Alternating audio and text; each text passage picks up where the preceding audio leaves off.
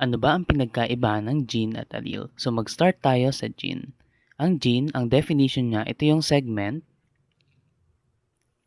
of the DNA that codes for a specific trait. Okay?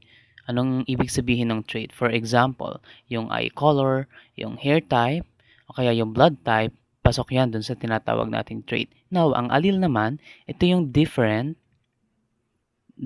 version of a gene. Okay? So, ano ba yung example natin dito? Sometimes we can say different form of a gene or alternative form of a gene. For example, consider natin yung gene for eye color. Okay? Meron tayong gene sa genome natin na nagko-code for eye color. Ngayon, kapag allele yung pinag-uusapan, pwedeng yung eye color, yung alleles niya pwede siyang brown, pwedeng blue, pwedeng green.